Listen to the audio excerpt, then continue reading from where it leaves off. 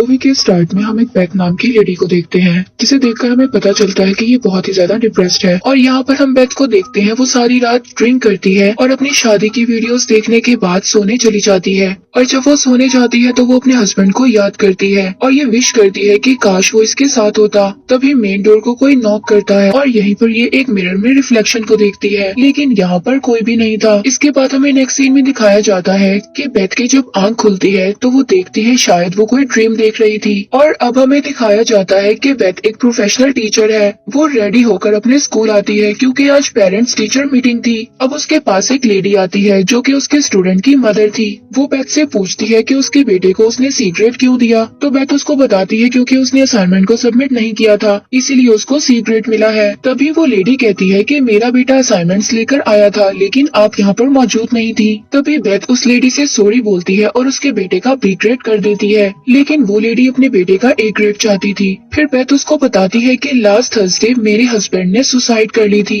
और अब ये सुनकर वो लेडी चुप हो जाती है। अब आगे हम देखते हैं कि बेथ अपने घर पर है और वो अपने हस्बैंड की डायरी को देख रही थी, जिसमें उसके हस्बैंड ने एक हाउस के स्केच को बनाया हुआ था जो कि एक लेक के पास था। लेकिन बेथ यहाँ पर नोटिस करती है कि उसने सारे रिवर स्केचेस भी बना रखे हैं, जैसे कि शायद कोई मिरर इमेज हो। लेकिन यहाँ पर बेथ को कुछ भी समझ नहीं आता। अब वो डायरी को वापस रखकर सोने के लिए चली जाती है और फिर अगले दिन सुबह को उसका म्यूजिक सिस्टम खुद ब खुद बजने लगता है। और साथ ही वो फोन चेक करती है और देखती है कि ओवन का मैसेज आया हुआ था और साथ ही कोई वॉइस की आवाज आती है। और जब वो विंडो के पास जाकर देखती है तो उसको अपना हस्बैंड ओवन नजर आता है जो कि लेक वाले हाउस के पास खड़ा था। और तभी यहाँ पर बेथ की आंख खुल जाती है, जिससे पता चलता है कि शायद बेथ कोई ड्रीम देख रही थी। और अब वो उस ड्रीम से बहुत ज्यादा डर जाती है और फिर वो अपने हस्बैंड के फोन को चार्ज कर चेक करती है, लेकिन यहाँ पर उसको कोई भी मैसेज नहीं मिलता। और जब वो फोन की गैलरी को चेक करती है तो उसमें उसे एक लड़की की तस्वीर मिलती है जो कि शायद एक साइड पोस्ट से ली गई थी। और अब उसे वो लड़की अपने जैसे ही लग रही थी। और अब वो अपने फ्रेंड के पास जाकर मोबाइल में उसको वही तस्वीर दिखाती है और उसकी फ्रेंड उसको कहती है कि शायद ये तुम ही हो, लेकिन बेथ उसको कहती है कि मेरे पास ऐसे कोई भी कपड़े नहीं है। अब उसकी फ्रेंड क्लैरा उसको कहती है कि इन सब बातों को छोड़ दो और बस अपने हस्बैंड के साथ गुजारे हुए अच्छे मोमेंट्स को याद करो और शायद वो भी तुम्हें चीट कर रहा था। इसके बाद बेथ और उसकी फ्रेंड एक बार में जाते हैं और वहाँ पर बहुत ज्यादा ड्रिंक करते हैं। इसके बाद बेथ की फ्रेंड उसको घर छोड़ने आती है। तभी बेथ उसको एक स्टोरी सुनाती है कि जब वो 17 साल की थी उसका एक बहुत ही बुरा एक्सीडेंट हुआ था और उसकी कार खाई में गिर गई थी। उसके लंग्स फट गए थे और उसका हार्ट तकरीबन 4 मिनट के लिए बंद हो गया था, मगर किसी तरह उसे डॉक्टर्स ने बचा लिया। ये स्टोरी सुनाते सुनाते बेथ सो जाती है और फिर एक ही दम से उसके घर का म्यूजिक सिस्टम बहुत जोर से बजने लगता है और बेथ डर से उठ जाती है। और अब वो देखती है कि वो घर पर अकेली है और बहुत जोर से चिल्लाती है और कहती है कि जो भी है सामने आओ। और फिर वो देखती है कि कुछ लड़कियां उसके घर के पीछे से आ रही हैं और लेक में जाकर कूद जाती हैं। लेकिन बेथ लाइट से लेक में देखती है लेकिन यहाँ पर कुछ भी नहीं था। तभी दूसरे लम्हे वो एक दूसरे घर को देखती है जो कि लेक के दूसरे पार था और वो फौरन वहाँ से गायब हो जाता है। तभी उसके कान में कुछ विस्परिंग होती है और फिर वो हिम्मत कर बोट की तरफ जाती है जहाँ पर ब्लड में लगे फुटप्रिंट्स थे। और यहाँ पर उसको एहसास होता है कि शायद उसके हस्बैंड की सोल उसके आसपास है। और जब वो उसे टच करने की कोशिश करती है तभी वो अचानक से वहाँ पर बेहोश हो जाती है। और अब जब उसकी आंख खुलती है तो वो देखती है कि वो लेक के दूसरे पार थी जहाँ पर उसी के जैसा एक घर था। और यहाँ पर वो देखती है कि उसके जैसी लड़कियां अलग अलग रूम्स में हैं जो कि उसके हस्बैंड ऑन के साथ है। और जब वो घर के अंदर जाती है तो बेथ की आंख खुल जाती है, लेकिन यहाँ पर वो रियल वर्ल्ड यानी अपने घर के अंदर ही थी। लेकिन यहाँ पर उसको यकीन हो गया था कि जो भी उसके साथ हो रहा है ये कोई ड्रीम नहीं है बल्कि ये कोई सुपरनैचुरल पावर है।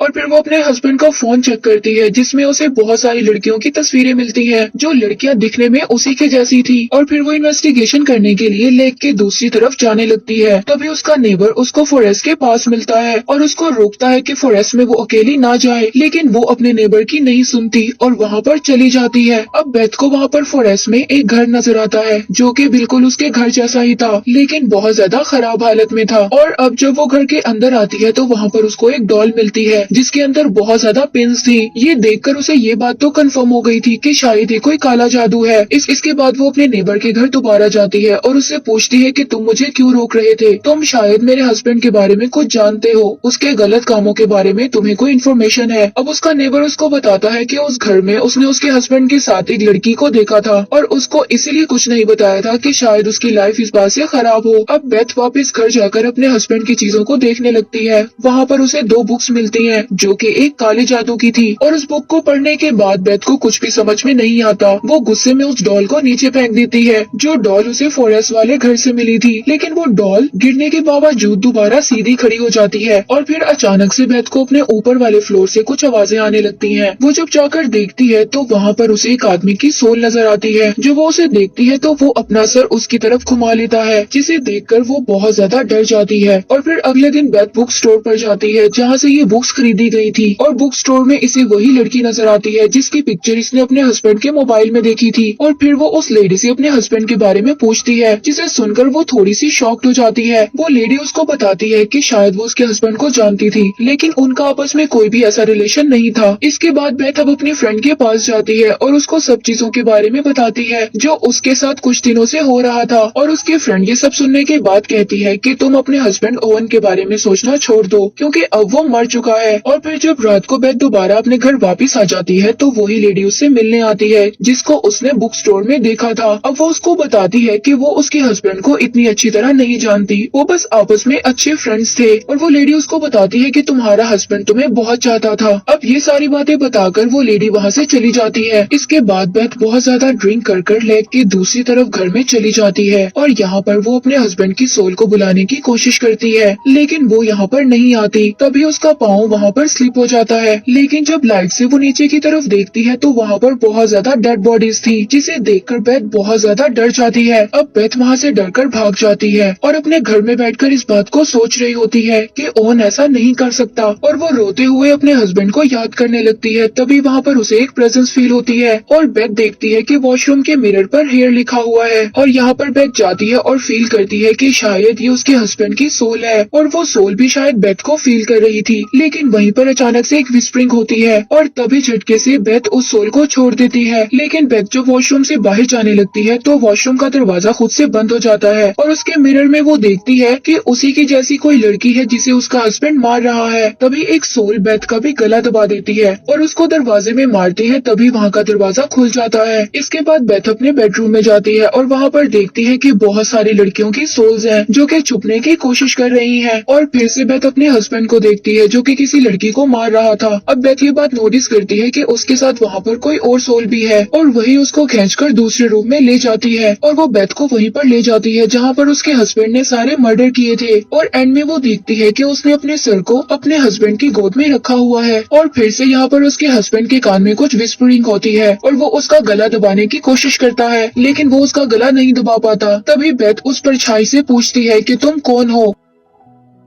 तभी परछाई उसको बोलती है कि आई एम नथिंग, मैं कोई भी नहीं हूँ। लास्ट टाइम तुमने मुझे तब फील किया था जब तुम्हारा एक्सीडेंट हुआ था, मगर उस टाइम तुम किसी तरह बच गई थी। और यहाँ पर हमें असल बात का पता चलता है, ये परछाई कोई और नहीं बल्कि डेथ है। और जब आखिरी टाइम में बेथ एक्सीडेंट के बाद जिंदा हो गई थी तभी से डेथ बेथ के पीछे पड़ी थी और वो उसको यहाँ से ले जाना चाहती थी, मगर बार बार उसका हस्बैंड उसको बचा लेता था। और उसके हस्बैंड ने ही डेथ को भड़काने के लिए एक मिरर हाउस बनाया था और वहीं पर वो बेथ जैसी लड़कियों को लाता था और डेथ की विस्परिंग के बाद वो उन लड़कियों को मार देता था। बेसिकली यहाँ पर जो डेथ है वो ओवन से ही बेथ को मरवाना चाहती थी। तो यहाँ पर बेथ का हस्बैंड डेथ को ही ट्रिक कर रहा था और आखिर में हम देखते हैं कि डेथ बेथ की सोल को बंदी बना लेता है, क्योंकि डेथ यहाँ पर बेथ को खुद नहीं मार सकती, उसको अपनी जान खुद ही लेनी होगी, तभी वो उसकी सोल को मार पाएगा। और अब बेथ की सोल इस वक्त डेथ और लाइफ के डायमेंशन में फंसी हुई थी और अब डेथ यहाँ पर उसके हस्बैंड की शक्ल में उसको बहुत ही ज्यादा बहलाने और फिसलाने का काम करती है कि बेथ को जिंदगी वर्थलेस लगे और वो अपने आप को यहाँ पर गोली मार ले और वो खुद से सुसाइड कर ले। लेकिन तभी वहाँ पर उसकी फ्रेंड आ जाती है और वो बेथ को चिल्ला चिल्ला कर जगाने की कोशिश करती है। दूसरी दुनिया में बेथ को अपनी फ्रेंड की आवाज सुनाई देती है। तभी वो होश में आ जाती है और देखती है कि सुबह हो चुकी है और वो बोट में गन लेकर बैठी हुई है। तभी उसकी फ्रेंड स्विमिंग करते हुए बोट के पास आती है और उसे किनारे तक लेकर आती है। और अब यहाँ पर हमें ये बात पता चलती है कि बेथ के हस्बैंड ने सुसाइड क्यों किया था और वो यहाँ पर समझ गया था कि डेथ उसकी वाइफ को मरवा ही देगी, इसीलिए वो इस बात से सुसाइड कर लेता है। इसीलिए उसने खुद को ही मार लिया क्योंकि वो अपनी वाइफ को नहीं मारना चाहता था। वो बेथ से बहुत ज्यादा प्यार करता था। और तभी वहाँ पर उसका नेबर भी आ जाता है और बेथ से पूछता है कि तुम्हें क्या हुआ है। तभी बेथ उसको कहती है कि मुझे कुछ नहीं पता कि मेरे साथ क्या हुआ है। और तभी वो यहाँ पर बोट के पास एक सोल की प्रेजेंस को फील करते हैं और यहीं पर मूवी एंड हो जाती है।